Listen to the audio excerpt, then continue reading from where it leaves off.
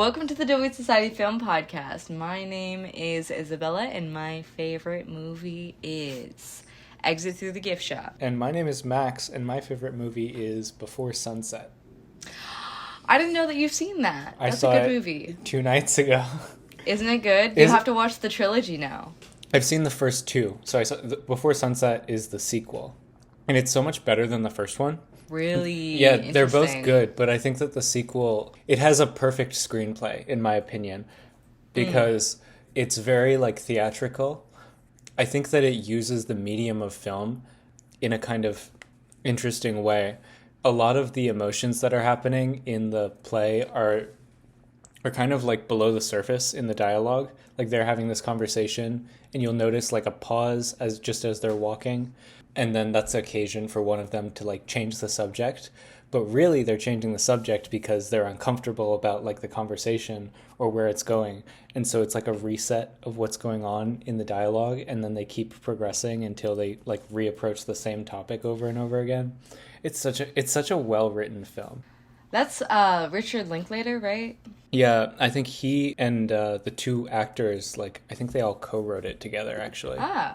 I'm looking forward to their next one in 2020.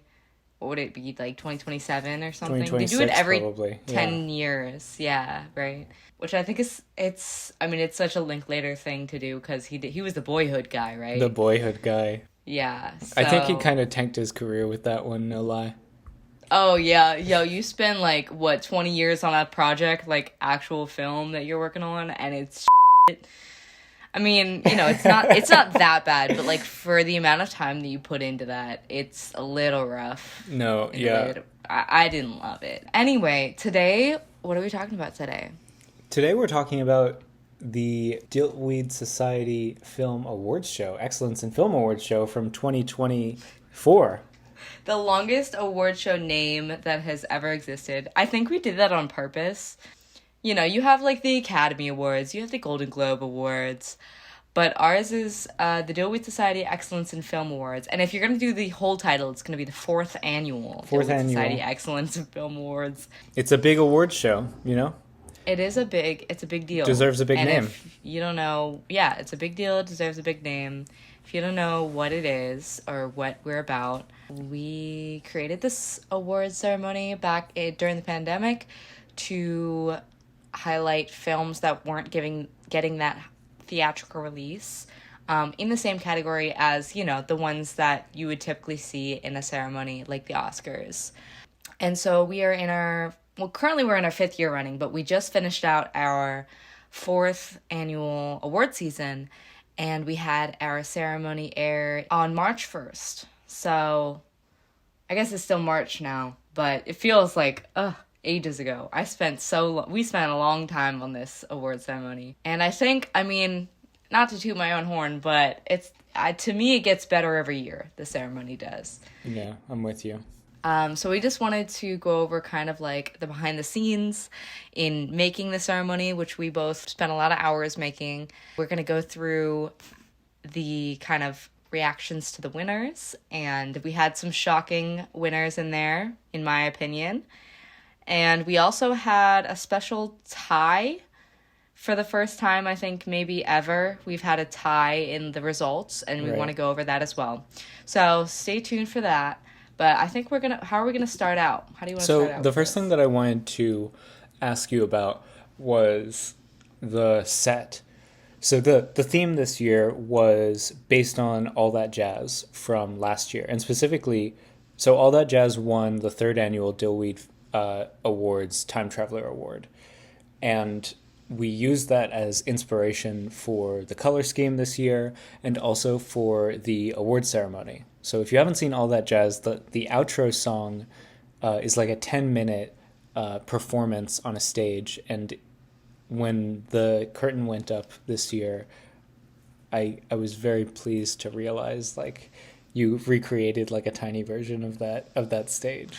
I really tried to. Oh my god, I remember working on that stage back in like August of last year. I just had so much fun with like the tinfoil and my scrap fabric, and oh my god, there's still glitter on my floor from like working on that stage. And like I spent a lot of hours watching that ending scene of All That Jazz, trying to recreate kind of not entirely like the set, because it if you watch it closely, it actually changes several times. But I wanted to take inspiration from, especially like you said, the color scheme and just like the overall feeling of All That Jazz, because it won the Time Traveler last year, which is a little tradition that we're going to set into play in these future ceremonies. If you don't know what the Time Traveler is, just a quick recap. Each year we have this one category called the Time Traveler category, and you can choose any movie from any time period in any category and nominate it. It's just to highlight films that, you know, didn't get recognition in their past. Yeah, I think lately I've also been thinking about it as what films in the past are like speaking to us in the present. You know, like what are we thinking about that like we want to re-raise from the past and say like maybe it was actually made underappreciated in its own time, but now looking back on it seems like really relevant to today as well. Yeah, I mean that's not like set in stone in our, but I like to think about it in that way as well. It won for Best Director for Bob Fosse, who I've become such a fan of over this past year. I spent the entirety of like the Dilly Day actually watching all of the Bob Fosse like inspired movies. And then I started watching Fosse Verdon. Did you watch that with I have not Sam seen Rockwell? That. Oh my god, it's great. I heard it was fantastic. Wait, does it have David Schwimmer in it as well? No, that's the OJ trial. That's the OJ one. Completely different. They're kind of similar, right? In that they're all actors portraying historical events that actually happened, right? Oh, yeah. I guess so. What is the premise of Fosse Verdon? Oh, it just tells the story of Bob Fosse towards the end of his life, I would say, and Gwen Verdon, who was like his partner through life and also his career, their careers together. And I don't know, it's really interesting, like once you kind of know his work, like Cabaret is literally one of my favorite movies of all time. Yeah. Seeing how much he wants to work on that project and how everyone is shooting him down, basically. Anyway, but I like Bob Fosse's work a lot. It is very stylized. It is very weird. So it was fun to kind of try to recreate that in the stage this year, and with our host. Yeah. What did I end up naming him? Joe Dillion or something? Joe Dillion, yes. Named after Joe Gideon, who is the main character in All That Jazz, who kind of serves as the Bob Fosse in the movie. It's autobiographical, kind of, to an extent. Yeah, it was a lot of fun making the set. It's in my closet right now. I don't know what to do with it, to be honest. I'm like, should I toss it? I really don't have room for it. Should we auction it off? It's the outside still has like, you know, real cardboard, you know, on right. it. It says it's for like solo cups. Oh my god. That is like a piece of trash for sure. But to me it like means something, so I don't know. One other thing about the set that I thought was really cool this year was the fact that you had two cameras. You had two camera positions. Ah, yeah. I really liked that. A couple of people noticed that, yeah. It was so surprising. They're talking to the screen and then they turn to the side. Or like, I just think that it made it feel kind of different from any of the previous ones. It made it feel really 3D. Yeah, which was so cool. Well, this is the first time that we've had like an actual set that I've been able to like animate, in this case puppeteer characters within the set. Right. And so I was actually able to have that second angle. I took them both on my phone. I just took a bunch of takes for each recording and like was actively puppeteering the characters as I was hearing your guys' voices. You were several of the voices in the ceremony. So that was a lot of fun to do that, because in the previous years we've just had kind of overlays. Actually, last year, for the third annual, when we had Sam the Clam, that was a puppet. That was a puppet that I I remember had that. green screened onto the stage, because the stage really wasn't a stage. It was a painted, like, cardboard thing, but I green screened it onto a green screen of a green, it was like several layers digitally of like footage. So it wasn't like a live set like this year. What did you think of the puppets this year? This was kind of like a out of my comfort zone type deal with the puppets. No, they were great. I liked that they were kind of stylized and unique. I liked that they sort of matched the voice of the different announcers. I made most of those puppets in 2 days, except for the host. Did you make them before the voices came in, or did you make I them didn't. after? Well, some of them I made before, some of them I made after. Mm-hmm. They were very rushed. They were very, because that was at the point where I was like so busy working on other things for the ceremony that I really didn't have time. I wish that I spent more time doing the puppets. And we were thinking about this. We were thinking about kind of changing the timeline up for gathering footage, or like the recordings from all you all, from the associates who want to like do introductions, because it's such a tight timeline for me at the end of February to get all those different pieces from different people and get it all together, that I think maybe we can space it out a little bit more. I don't know. I think totally we can. There are some things that like need to be done later on in the timeline, but I think in general we can pre-do a lot of the work. Yeah, I mean, like, I don't know how any other award ceremony does it, but us having the last day of voting, like that night, the winners come out, and like after midnight, from like midnight to 4 a.m., basically, I'm looking over, checking all the winners, and then I'm gathering like the cards that I put on the screen, of representing that movie in that category that I put underneath their name, kind of. Mm-hmm. I'm doing all that work the day of, and then it takes, however long it takes to export. It's a wide range from like 1 hour to like 8 hours, so I never know. Yeah. And I do that all the day of, and I think we have to keep it that way, because I truly cannot know the winner and not tell someone. Right. It's very difficult for me. I cannot keep a secret. There were so many fun, like, parts of the ceremony this year. It was longer, for sure. I think because we allowed ourselves, like, the grace for a longer, set in general.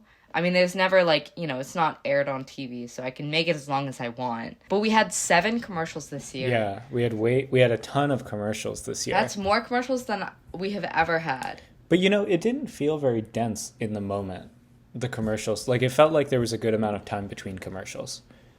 Yeah, I spaced it out basically so that there was 3 awards and then 1 commercial, 3 awards and 1 commercial. And the one caveat was the Time Traveler Award. I had 1 before and 1 after. Right. And then the Best Picture, I had 1 before and 1 after, I think. Right. Or no, 1 before, obviously.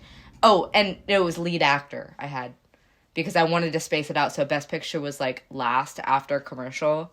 And there were some interesting ones. I was, like, really curious to see what people were going to make.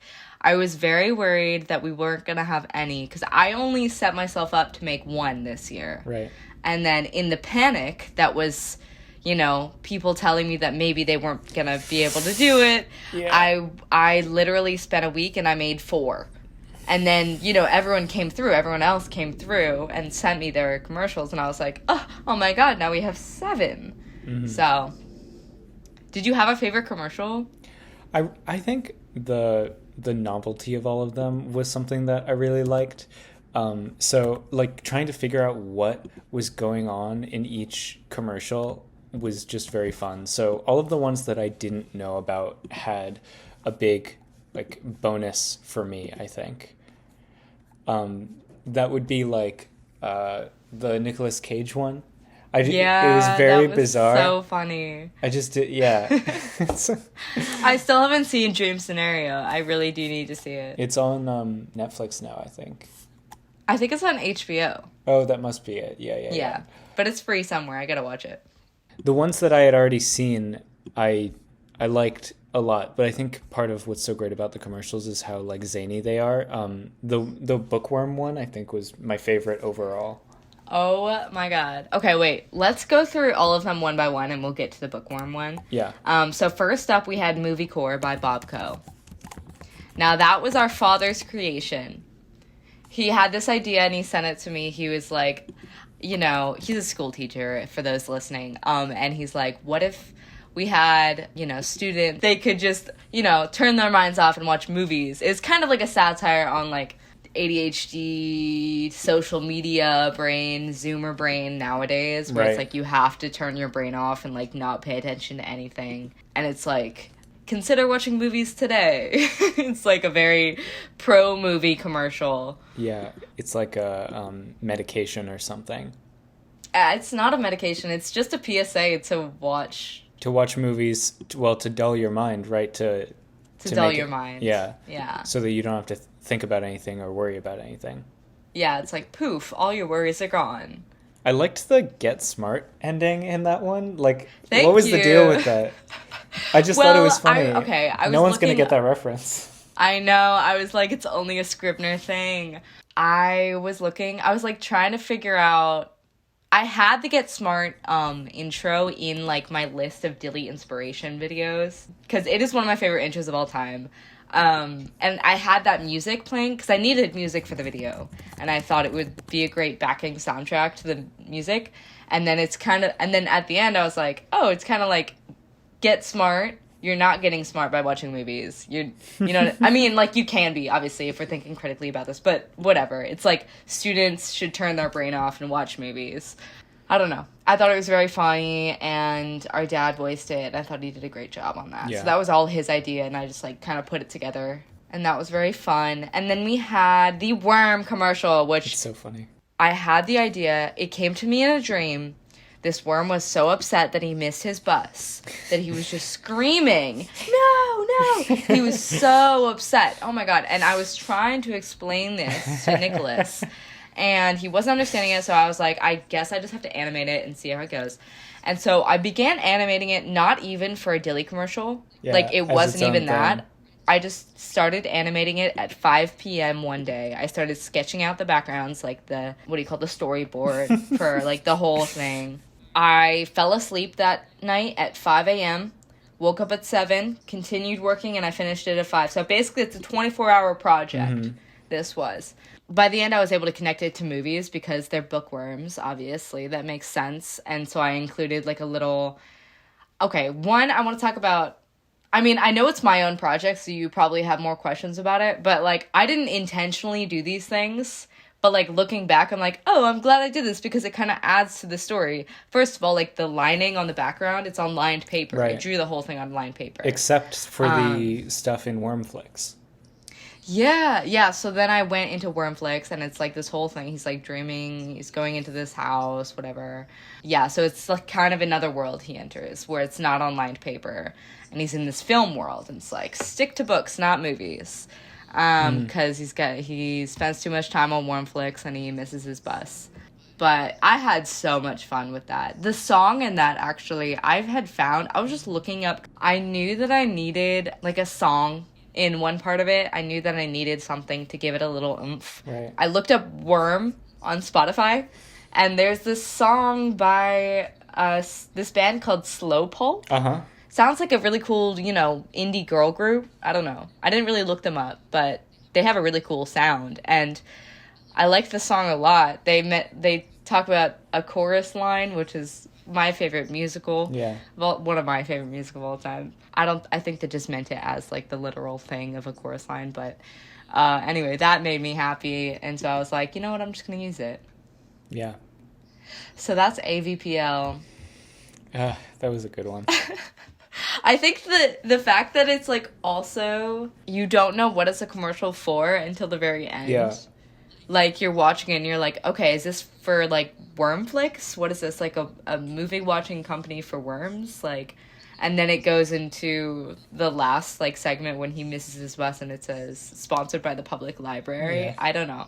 To me, I had a lot of fun. That just kind of, like, came out of me And then later I watched it and I was like, that's hilarious, man. Yeah, I the don't know. reveal is really funny. It's always fun to try out different animation styles because, I don't know, I had this idea that this year I wanted to do digital animation and then I just couldn't make it possible, but I was able to still use it in like the commercials, which was really cool. Yeah. Glee, I thought was hilarious. Thank you. I have been watching Glee a lot. The edit is just so funny. Well, that's another one where it's not really clear when you're first watching it, like what is going on. Oh, absolutely. Yeah, you're like, oh, it's just someone like summarizing a bunch of movies, and then at the end you see the like Glee turns into Glee, and it's great. Well, you know, like the intro. You watch Glee? Yeah. But even if even if you watch Glee, I think it's not really clear. Like unless you Oh, come on. unless you Everyone watched it, on like, Earth knows. Okay, unless you watched it like yesterday. Okay, maybe I'm a Gleek and I've been listening to a Glee podcast for about 24 hours straight. Yeah, I think that might be it, actually. No, but I was able to get like the background sound, like the do do do do do do do, the acapella sound.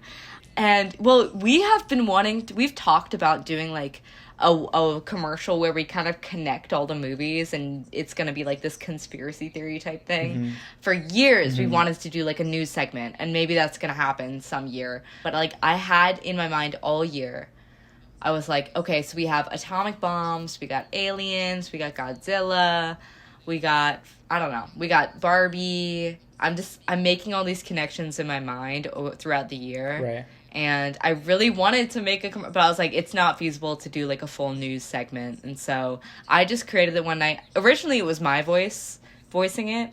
And then I couldn't get my voice to be loud enough. And so I had Nicholas record it. And he has like a very good announcer voice. And so it worked out well. Yeah. But that was a really fun project. That probably took 6 hours total to do. But it was a lot of fun. It's great. It also, it like reminds me of a lot of the other stuff that you've done, of like montage work. Yeah, that's true. I have done a lot of like compilation edit work. I've missed that, but maybe I'll get back to that soon. Let's talk about your 2 commercials. Which one? First up, Movie Coin. Oh yeah, Movie Coin. This was the first idea that I had. It was actually really different originally. Originally it was going to be like the guy who founded FTX talking about like a new like business venture that he was entering into with the people who made MoviePass, where it's like these 2 failed businesses that are notorious for being like Ponzi schemes and also for scamming people. We're like teaming up to like start a new business. I wrote out the script for that one and I didn't really like it. And so I ended up like watching a bunch of commercials from the early 2000s, like TV commercials, Saturday morning cartoon commercials. And there's a lot of them where they're like trying to get you to buy gold, where it's like, if you just buy this thing, it'll like be a great investment and you can have fun with it. Or like, I was basically using that as like as the basis for this. And so that's kind of what it was. I did worry that it wasn't quite clear that Movie Coin is not a real coin. Like it says it at the bottom of the screen, but it does come kind of slow, or it goes kind of fast. You say it at the end though. It's like very clear. Yeah. I mean, for those of you who don't know, all of our Dilly commercials are like satires and like they're ironic. None of them are genuine. If you don't get that vibe, whichever. They're meant to be watched. Most people skip commercials, but Dilly commercials are meant to be watched. I also love these, like, graphics that you made. Like, Hyattsville, Maryland, limited edition, Movie Coin 22 minutes ago. That's hilarious. You use, like, Photoshop to make that? Oh, what's it called? I actually used, like, an open source version of Photoshop to do it, but I got that off of Craigslist. Yeah, I just screenshotted Craigslist and then I like the fact that it's a Craigslist ad too. That's so funny. Yeah, because of course it would be on Craigslist because no one else is gonna want to invest in a thing like Movie Coin. We'll only accept cash, not negotiable. Yeah, absolutely. There's also like a bunch of funny hashtags for the the Instagram post. Crypto revolution. Yeah, like they don't have any friends except for their movie coin. They just walk around with it, with like a picture of it. There's like one like on the photo. Yeah. It's hashtag not a pyramid scheme. No, it's good. I think it's very clear that that's not a real thing. Yeah. It was very fun, and I love your acting job in it. You do a great job. Yeah, that wasn't supposed to be the final take, but we ended up using it because we were short on time. Yeah. And it turned out great. It was very good. Thank you for helping me like green screen it. I like tried to learn 3D modeling for this so I could model the movie coin, and it turned out really well. Except yeah, the coin looks great. Yeah, and that was a fun thing to like. It's like a thing that I learned how to do for this, so that was cool. Okay, can we talk about the star of the show, our couch potatoes? The couch potatoes. Oh my god, you want to see the? Yes, please. Can I see them? Oh my god, yeah. Let me put. Did them you on my make hand. all 4, or did you just make one and you did it? It's one. Yeah. It's just one, and because I had to puppeteer them all separately. Right. You know, I had separate takes for all of them, and I would put my headphones in, and I would have their voice in my ear. Right. Oh, it's more gray than I thought it was going to be. Did you color correct it to be... He's got... I mean, it's on, like, a black screen. It was, like, 2 black shirts that I created, like, a black box theater in. I was watching the movie Priscilla when I did it. Oh, nice. And then this is, like, some scrap fabric. These are some tights that I think were Mom's that she gave me because they had holes in them, and then I never wore them, and so I turned them into gloves, and then I turned them into this guy. But it looks like in the video, it looks like bright yellow, like a potato on the inside, and like totally brown, like a... Yeah, the contrast is up for sure. Yeah, I love how much character they have. Can you make it look angry? Hold on. You gotta like scrunch your fingers like this. It's like hard cardboard. Oh yeah, that's not, yeah. That's as bad as I can make it. That's so funny. And so the eyes, you can see, I had a lot of fun making this. The eyes you can see are clear. Right. They're clear, and then I painted the bottom with black Sharpie, so they would still have dimension to them. Yeah. They're like, if this is not a visual medium, we're recording a podcast, but they're like marbles for you would those put at the listening, bottom of a yeah, they're like fish pebbles. tank. Yeah. Yeah, that I got at, just at like the Dollar Tree.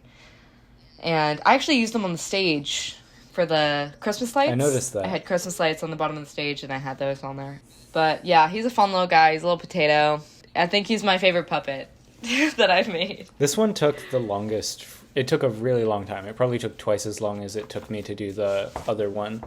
The couch potato? Yeah, tell us about making this song. Oh. Because that's, the recording is all you. Initially, I, like, as with the other one, it went through a number of, like, rounds of edits. I basically, like, was coming up with this. Originally, it was also going to be, like, real potatoes that I was puppeting.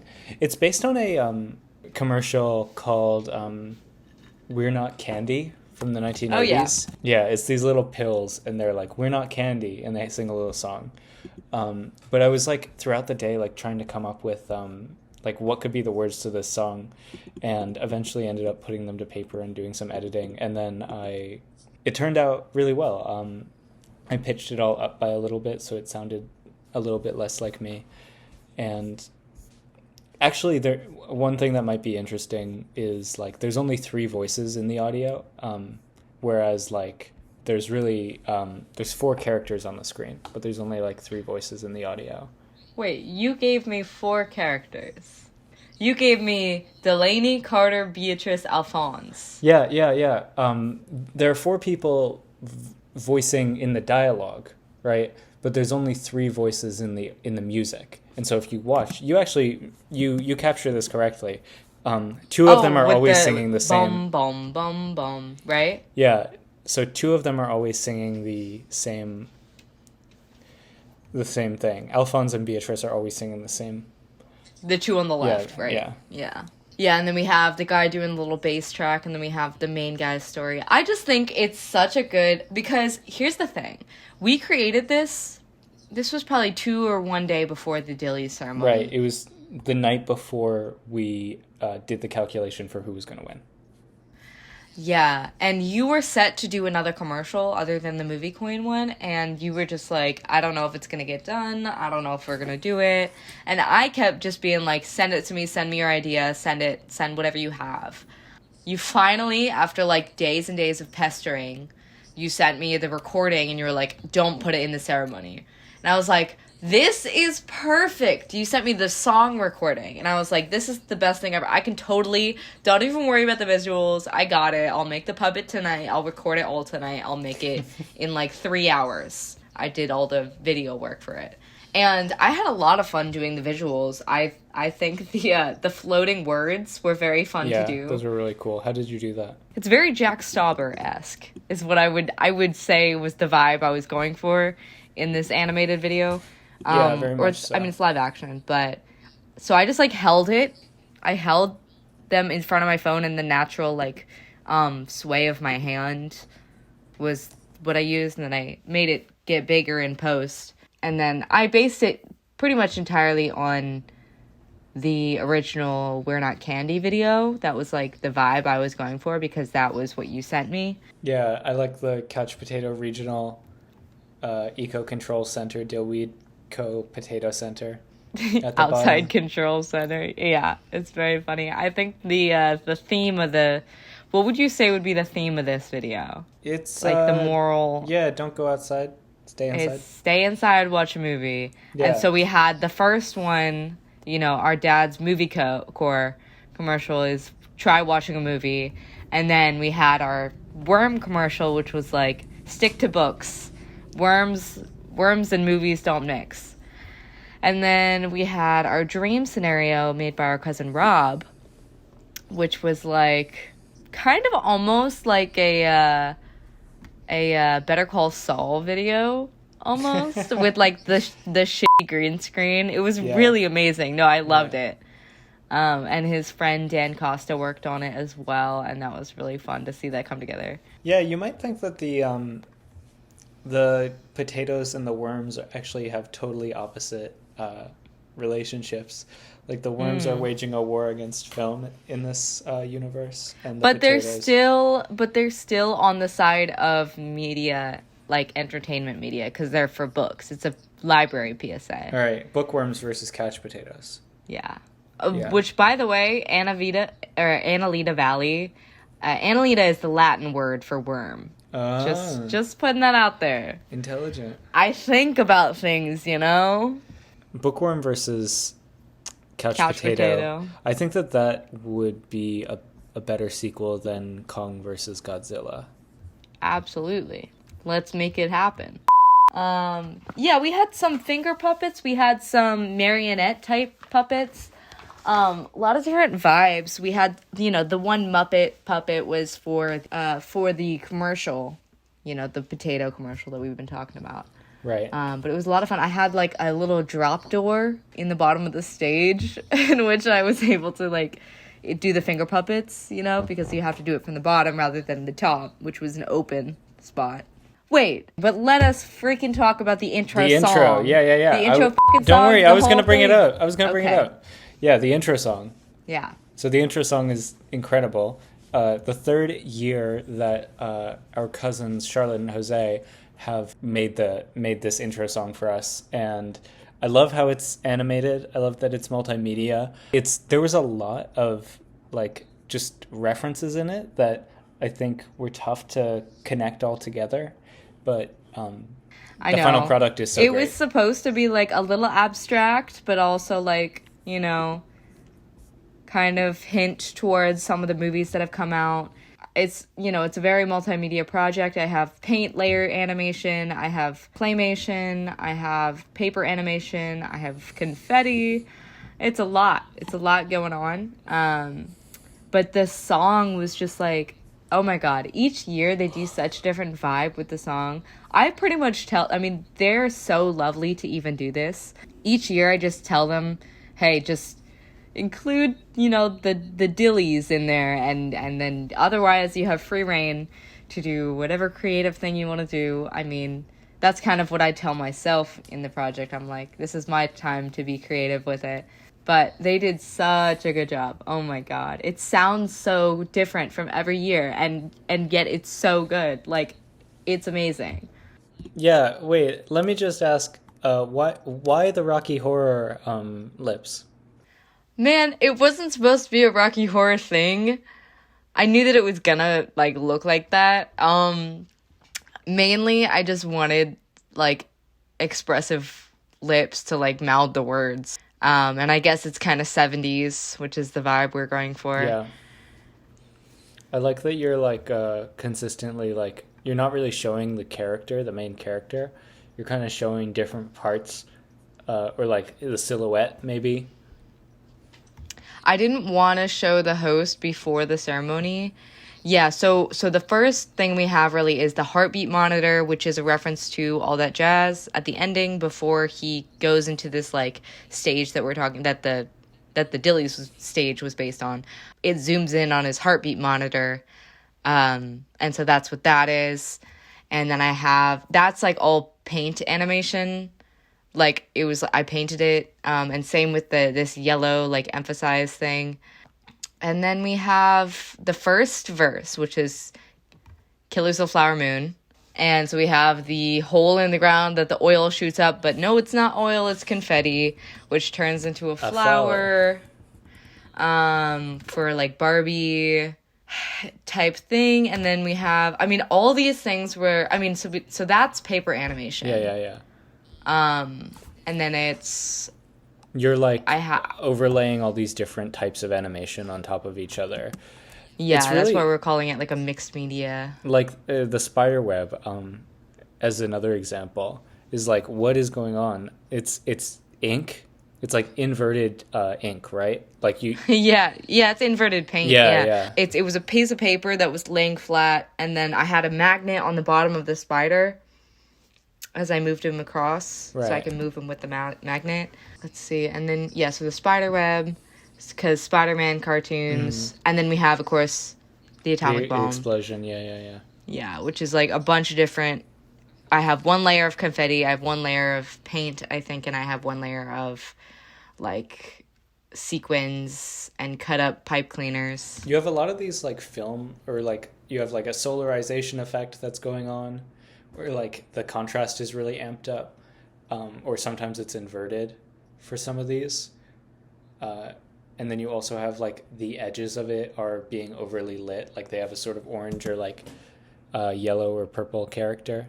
Oh, yeah. Okay, so it's just marbles moving up. Those are supposed to represent actually the bubbles in that like Alka-Seltzer water that he makes at the beginning of All That Jazz. Right. And then I wanted to add some kind of emphasis on the like musical melody that she does. And so I made those in Photoshop, those like little light things on the side. Just a bunch of different colors, basically. And I thought it looked cool. I like that. I don't know. Yeah, I really like that effect. Did you do the confetti? Is it just like, is it real? It's just real confetti that you moved around and took like lots of photos of? Oh, yeah. Yeah. Yeah, I have so much of it left over too. I just put it on like a flat surface, took a photo, and then put my hands down, moved it a little bit, took a photo. You know the type. Yeah, that's so cool, the deal. And those eyes, same claymation style thing. What's going on with this bucket? Wait, so there's the UFO that comes in, which is a cute little multicolored I like that thing. Yeah. For like cloning, that was like the vibe I was going for. And then we have the music goes Aquafina, and so there's droplets Aquafina. into the water bucket that falls over, and it has the actual trophy. That's like one of our stickers that I just used. No, yeah. And then so she won the prize, someone grabs it.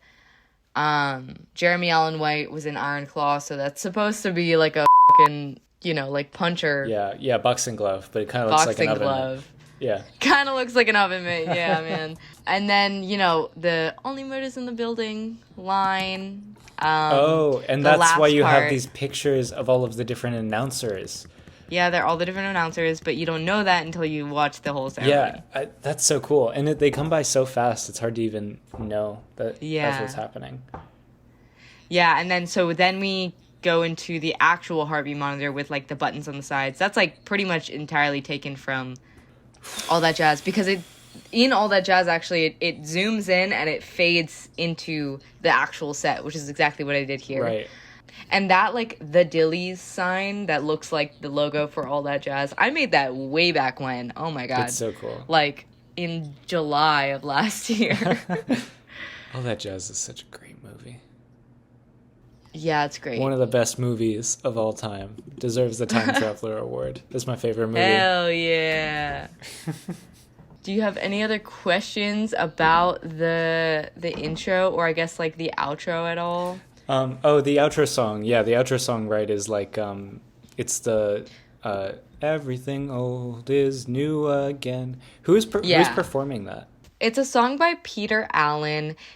In the movie All That Jazz, they use the live version in like it's like a really cute part of the movie where his daughter and this woman do like a dance to this song. I remember, and like put on like a show like in their house. It's a very like homemade thing, and it's to this song, and I think it's probably my favorite part of the movie. And I love the song, and I feel like it kind of represents the Dillweed Society a little bit, where it's like everything old is new again. Movie stars that you thought were long dead, now you hang on walls, like in your bedroom. It's just I think it's a very lovely song, and oh my god, I have been playing that on the piano all year, and I like now that it's finally, the moment in the Dillies, it's very nice. It's very lovely. I think the ending, like when the head of the announcer comes up, he looks very creepy. Oh, he's a creepy guy for sure. No, but he looks a lot like Roy Scheider in that film. Like he's a Thank you. Roy Scheider is beat up in that movie. Yeah. No, he's really good.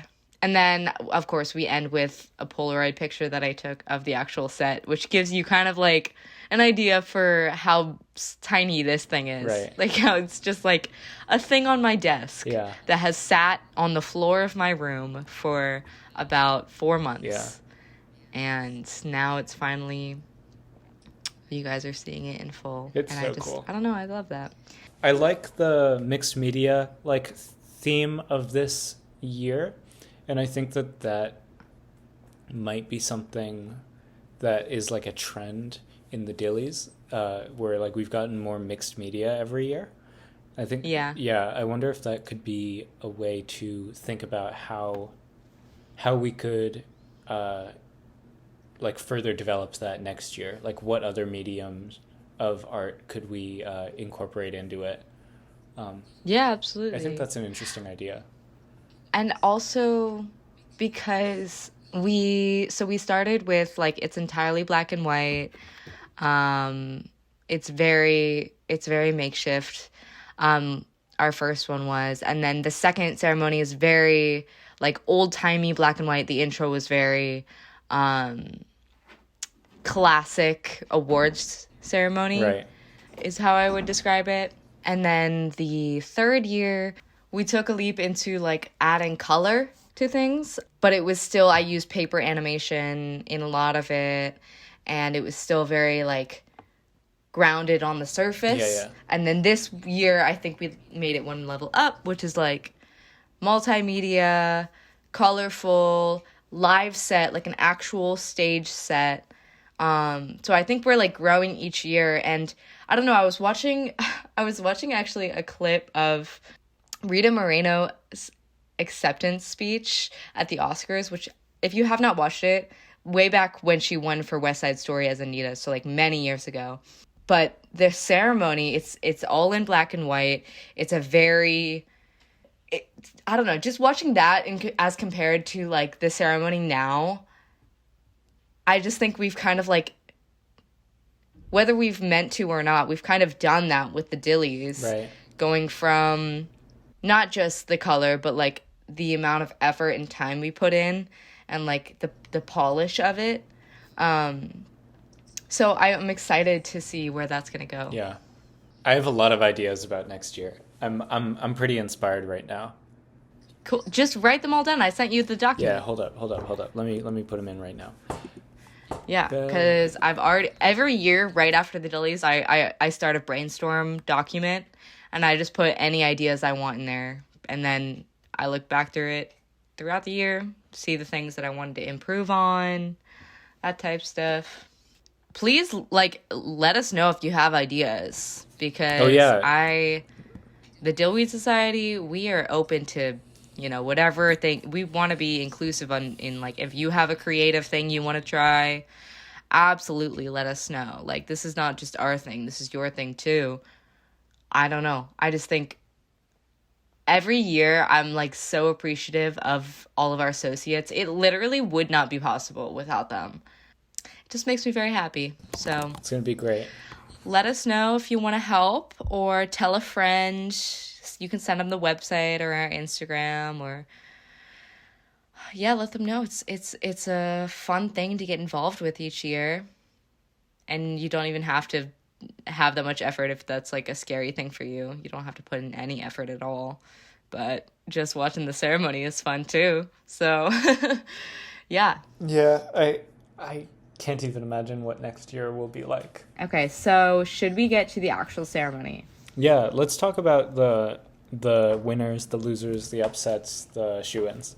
Right off the bat, Max, do you have any shockers? Very happy with all of the main ones. So I think I really don't know what could possibly have won Best Picture. Like, all of them seemed like good movies, but I wasn't sure if any of them were really Best Picture worthy in any normal year. I have a lot of things that I was like, there are too many good shoo-ins for this one. So, for example, Best Supporting Actor, I think every single person who was nominated for that should have won. I mean, that's the thing. In the process of narrowing down all of the nominations that you guys gave us, like, it was so difficult to be like, oh, but this movie is represented in every other category, why don't we give another movie a chance, type thing. Or, like, this one got overwhelmingly, at least 10 nominations alone by different people. Why don't we put it in the ceremony? It was a lot of that conversation. It was very difficult to create even the nominations, or, like, the full nominations list. I really didn't know what was going to win Best Picture. Usually I can kind of, like, think about it and be like, okay, who might possibly be voting for what? And I was worried. We had been talking about, like, being worried about a Barbie sweep, because, if you were going to see one movie last year, it was going to be Barbie, with everything that happened with it. Right. And so just because people saw it, they nominated it, and then it got, they voted for it because it was the one movie that you might have seen last year. But it really didn't win. I mean, actually, okay. It did sweep a lot. It got a lot. It was sweeping. It got Best Picture, or it got Best Director. It got Best Ensemble, Best Screenplay, Best Soundtrack. Soundtrack was a shocker for me. I mean, it has some good songs. I thought that, yeah, the only other one that I think was a potential for that was Killers of the Flower Moon. Yeah. Right. But I really like, wanted Saltburn is kind of a pop soundtrack. Maybe theater. It's really not. It's, like, literally, it's the one song at the end that got nominated for, and then the rest of the soundtrack is, like, instrumental. Classic. Oh, really? Yeah. Is it any good? I mean, the last song is so good that it kind of, like, I was like, okay, I'll allow it. One thing that I was really surprised by that I thought was great, the Princess Diana Award, Ayo Edebiri. Oh my god. Yeah, I was so happy about that. When we made these nominations, like, I mean, Io definitely was going to be on there. Margot definitely was going to be on there. Right. There were several people who were like, we got a bunch of different nominations for people. And these were the 5 that we ended up going with. And I was really worried about it, because I was like, I personally, I mean, this is where the subjectivity comes into it, I would be upset if Margot Robbie won over Io Edebiri, because it's the type of thing where Io is in movies right now where it's not going to be nominated for, like, a Best Lead Actor. It doesn't have that weight to it. Right. For me, and for a lot of people. I mean, for me, I would nominate her for Best Lead, whatever. But, my favorite movie last year was Bottoms. And so to have this category of the Princess Diana Award, I don't know, it just made me really happy to, talk about people who, everyone just loved last year. Yeah. they were just great. Yeah, I think we had some really good impermanent categories this past year. I agree with you. I was also very happy with the one-liner winner. I was not happy about that, but whatever.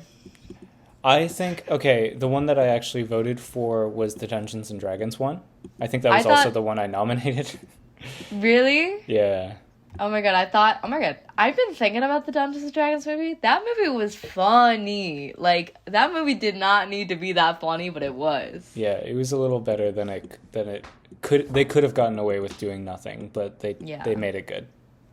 I really wanted Could the Ugly Untalented Gays to win. No, I think that's a little pandering in my opinion. Yeah. I guess. It was just that I thought it was going to win. I didn't even nominate it. I just thought it was going to win because 2 people had nominated it. And I was like, oh, there's some interest there. It's tough with these categories with, like, you know, one-liner where you can nominate really anything. Like, it's really difficult to narrow it down. But I think we did a good job. Hopefully. It's always scary. But yeah, to have Barbie be winning, like, kind of sweeping the entire thing, and then, you know, you're like, okay, here's Best Picture, the last one, and what's gonna win? Oh, it's got to be Barbie. Right. And then Oppenheimer wins the first win. Yeah, where did that come out? No, it like overwhelmingly won. Really? For sure. Yeah. No, I haven't looked shocking. at the stats yet, because behind the scenes we calculate like every round of voting. So like we take the everyone's top picks, and then we like go to everyone's second top picks, so you can follow, like, was it a long race or was it like hands down did it win? I haven't looked at that yet. Yeah, I mean, it was a couple rounds. It was a couple rounds for sure, but like the ending percentages were definitely there. Yeah. In favor of Oppenheimer. You know, one thing that I think the number one shocker for me, is let's say it's the Time Traveler Award this year. I was waging a whole campaign. Literally. Not that I was trying to convince people or anything, but Yeah. I was talking to people. I was like, rewatch Master and Commander. You're going to be surprised at how good it is. It's so funny. Oh my god. No, Master and Commander was like sweeping in like the days up to the last day to vote. Mm-hmm. You know, it was kind of like most people had it up there in their rankings, if not being like the first one. And I was like, okay, I guess we have to do a fucking nautical theme next year, whatever. And then I was really thinking about, because we have this new tradition of honoring the time traveler in the next year, like the winner of the time traveler in the next year's ceremony. I was looking at all of these and I was like, okay, so maybe Donnie Darko, the host, can be like a scary bunny rabbit, or I don't know. And maybe what am I gonna do for women talking, like a bunch of hay? I don't know. It's tough. But having Exit Through the Gift Shop win for best film editing, that was a big shocker for me. I didn't even know people saw that movie. Yeah, and it's also kind of a cult classic. Yeah. So as far as I'm aware, it didn't really get a ton of recognition when it came out originally. And the more you dig into it, the more like interesting it is, because it's definitely like a fake documentary. It's kind of fake. It's also like, it started out with this guy. I mean, we could do a whole, other podcast on Exit Through the Gift Shop, but basically, like, it started out with this guy who was like a French filmmaker, in quotes, like documentary filmmaker, but then he never made a film. When he tried to, it was awful. And so he finally met up with Banksy, and Banksy was like, okay, your shit is awful. Why don't you try your hand at art? Like making like street art. And then Banksy took all the footage and made this film. It's difficult because I've already changed like the color palette on the website to be, it's like black and white and red are like the main colors, and like beige and dark blue, I think, are the highlights. Mm-hmm. But I'm like thinking about how I want to do the stage next year and how I want to do the host, and without making it be pro Banksy. I don't think it would be, but no, I don't know. okay, I don't agree with him in a lot of his things. But... Let me just say this. Yeah, Banksy is really easy to make fun of, and I think that we are absolutely. going to have a blast doing it next year.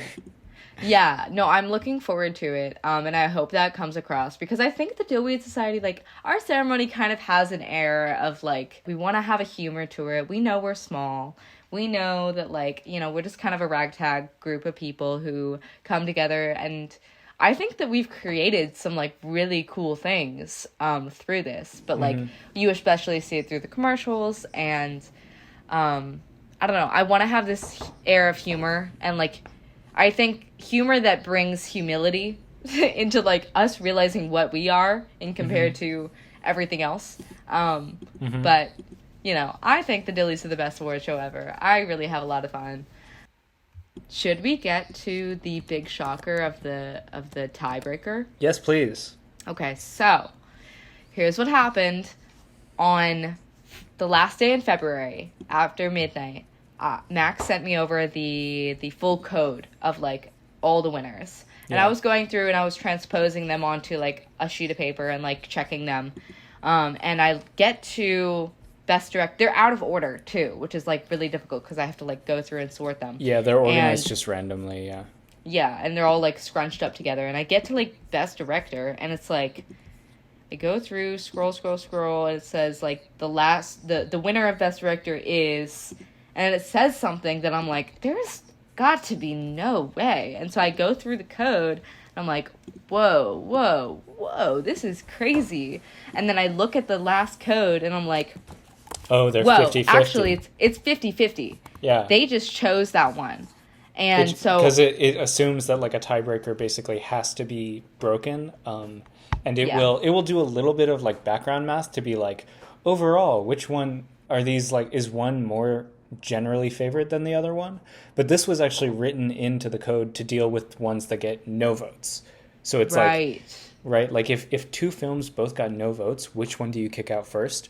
Let's look like overall, have either of them gotten any votes at all, and then we kick out the one that has fewer.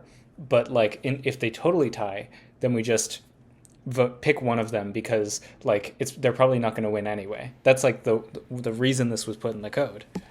Right. But then I looked at it, I was like, this can't be right. Let's just come out and say it. It was Yorgos Lanthimos for Best Director for Poor Things. Well, and actually, I'm gonna be honest, I think that could have won. Okay, well, we will... I saw it. I said, this can't be right. I looked and it was the tiebreaker between that and Greta Gerwig. I said, I don't want either of these films to win. We can go into that on another day. You don't think Yorgos Lanthimos did a great job as a director for Poor Things? I don't like that man, but that doesn't... Bella, your personal opinion about him as a person has nothing to do with whether he was a good director for that film. Whatever. I don't like the movie. I think it's a little weird. The fact that you think the movie is weird has no bearing on it, whether he's a good director. Okay. This was personal opinion. I'm just saying, I saw it and I was like, whoa. Two of these people, I said, Yorgos Lanthimos, that's crazy. I have not been hearing like a lot of, love for this man within the Dillweed sphere. And then I saw Greta Gerwig tie and I was like, okay, let me go back to the original ranked choice voting document. And so I went back to the document, and Greta had gotten overwhelmingly more first choice votes. Like, in the first choice column, she had more votes than Yorgos Lanthimos. It just happened to, like... She had about 50% more votes than he did in the first one, but she was more favored in general for, like, round 3. Like, it seems like... so it's all the people who liked Killers of the Flower Moon preferred Yorgos Lanthimos to Greta Gerwig. Yeah, so he but gets... Greta had gotten more votes in the first column. So that's why I chose her to win over Yorgos. I think that's totally fair. And they both were good directors, and they like the fact that it's a tie, I think, is also representative of like people liked both of them. People favored both of them. Yeah. Something that I just want to mention, like, this is kind of in a lead into, like, looking at the Dillweed Society this upcoming year. I really think that in the past, we've done a lot of work to make sure that it's not going to be, like, one, the same as the Oscars in terms of the movies, in terms of, like, the categories, in terms of what's going to win. And also... in terms of Like hype is one thing as well. Like we don't want to just be like hyping the same movies or like like tailing having the Oscars. one movie like run the show. Like for a year, I think it was Power of the Dog, and then it was Everything Everywhere All at Once, and now it's Barbie. Like it's really hard to not do that because in the nominations we tried to restrict Barbie and have it not be in every category, because if we would have gone straight on like, you know, what people like, the amount of votes something got or nominations that something got, Barbie would have been in every category, and we really tried to restrict it because we wanted to highlight movies like Rotting in the Sun or Passages or Rye Lane Theater Camp. Like we want to put these movies, like, I would say Bottoms is similar, although it got just as much hype in my world. Mission as Impossible everything else. Dead Reckoning. As, like, Small you know, we film. want to have these movies in the same categories as, like, the big ones.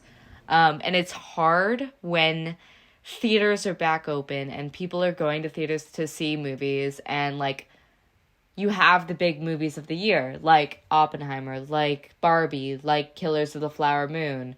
Those are the movies that people are going to go see. It's hard not to have those in the big categories. But I really do want to emphasize, you know, to people listening, that if you see a movie that's small, like on a streaming platform or at an indie festival, or, you know, even if you make a short film and you want to nominate it, like, we will put that in there. Like, we really try hard to highlight those same movies. It's just like what our people are actually nominating. Right. So I just want to like say that, and hopefully maybe I'll make a short film this year that we can put in there, because it's always fun to have one of mine in there. Ooh, yeah, I liked the short films this year. Yeah, we had some good ones. The one that has Pedro Pascal in it was really great. Is that The Strange Way of Life or something? Strange Way of Life. Yeah. It's just really bizarre, and it's a sweet film. It's funny. Before we talk about what we want to work on for next year, I kind of want to talk about what we're excited about. And then maybe we can talk offline about what we want to work on. Oh, yeah, that's confidential. Mm-hmm. Okay, so first question. What movies are you excited about that are coming out this year? I hate to say it, but Wicked with Ariana Grande. Oh my god, I'm obsessed. Ariana Her new Grande. album is amazing. Yeah, no, I'm excited for Wicked. I like haven't kind of looked into what movies are going to be coming out. There's one, Dev Patel. Yes, he's in a movie called Monkey Man, Produced by Jordan Peele. Yeah, right? I have a feeling like it's like a John Wick-ish movie, but it's Jordan Peele. I got that vibe. I saw the trailer in a theater. From what I've heard, Dev Patel was going to do like a Netflix deal, and then Jordan Peele got caught wind of it and was like, they will not give you the theatrical release that this film needs. So I'm going to produce this movie and I'm going to take you under my wing, Dev Patel. And I was like, oh, that's cute. I'm so excited for that movie. I saw Dune last week. Dune 2? Dune 2, yes. Yeah, it was better than the first one. So I'm still trying to find someone to talk about it with, because I could talk about like Dune the book a lot, like with and the movie, because I had really strong negative opinions about the first movie. Okay. Yeah, I did not like it. Yeah, you might not like this one either, but I think that it's just in terms of being a movie, it's a better movie. Yeah. There's going to be so many people who you hate who are gonna love this movie. Yes. Is it the Joker movie with it's the Joker Lady Gaga? Too. Lady Gaga is the Joker. No, I'm like kind of hyped for it. I'm like very hyped. Do you think this is going to be 2022's Barbenheimer? 2024's Barbenheimer? Joker versus... Just the Joker with Lady Gaga.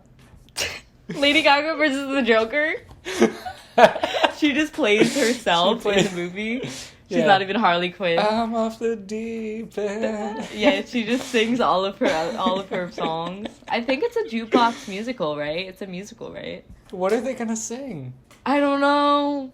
I hope that they enjoy working together. I feel like they will. You know, I tend to like women more than men, so I'm on Lady Gaga's side, but I think they're gonna be allied in the film. Is my guess. yeah, probably. It's gonna be a Godzilla and Kong versus the other situation. I'm excited I'm really hoping that these podcasts like throughout the year are able to highlight some movies that, like mostly in the Oscars you have only the award season movies, which starts in like the fall.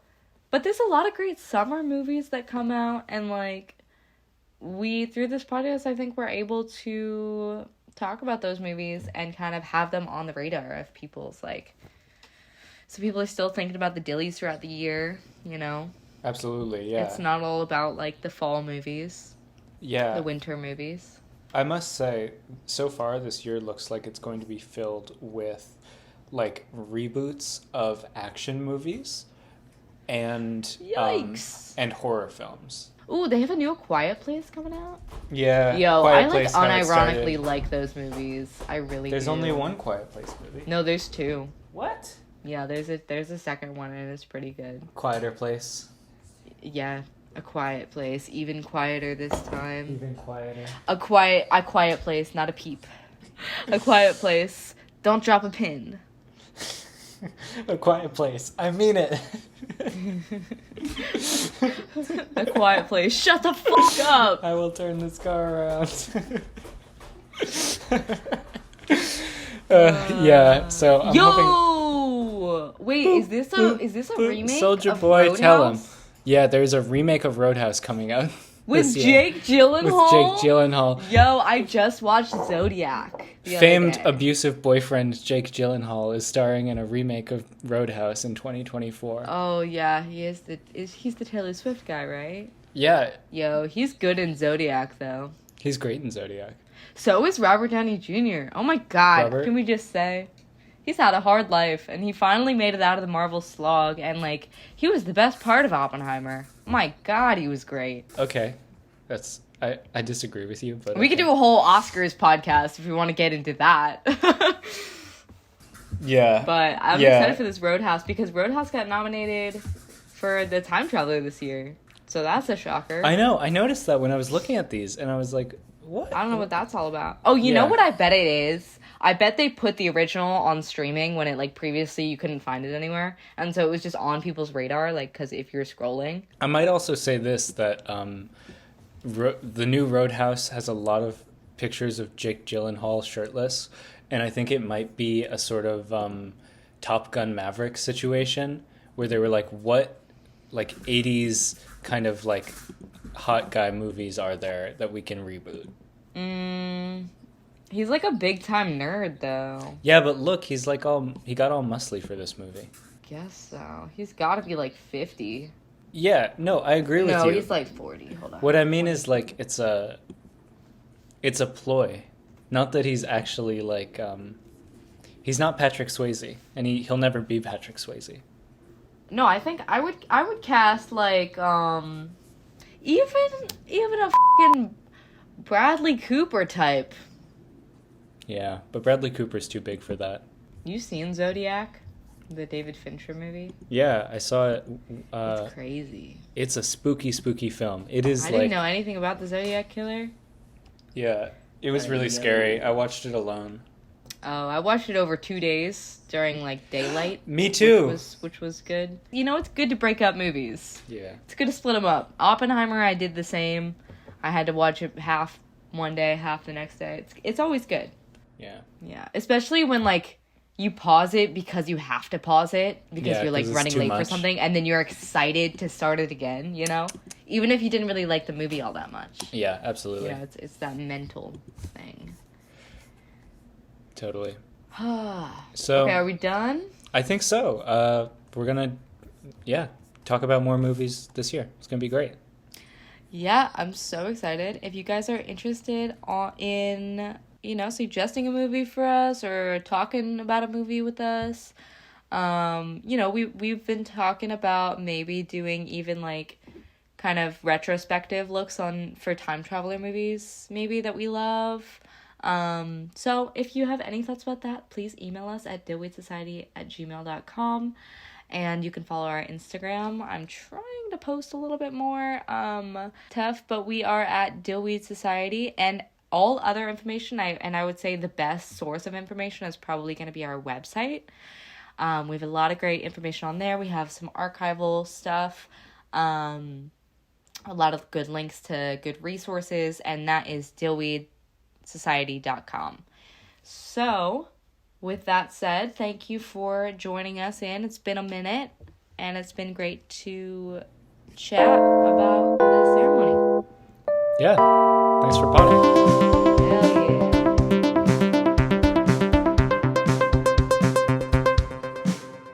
Oh, fine. Hold on. Are you eating the crunchiest food for our podcast? I could be eating popcorn. That's true. All right, I'm done. I've been eating my gruel, which is a combination of Why are you popcorn, making gruel? popcorn with my favorite spices, which is Old Bay, nutritional yeast, and then I have this like special like Amish like garlic salt that I put on it. Yeah, that sounds And delicious. then in that popcorn mix I put whatever crunchy things I have, which is normally bagel chips, Cheez-Its, Goldfish, which are really like penguins because they're the Lidl brand. Yeah. And then like seaweed, like nori. Mm-hmm. Why do you call it gruel? Because I just kind of chomp down on it. That doesn't make sense. I know. I just have called it. I know gruel. I know what gruel watered down is. porridge. No, I know it is. Listen, I know you were an Oliver. I know you know what gruel is. And you know I know what gruel is, but this is just what I call it, and I have no other word for it. I'm glad that you've got a name Because, for like, it. homemade Chex Mix seems, like, just a little bit off. Like, it's not that good. It's good to me, though. No, it's your crunchy Bella's Crunchy Bowl.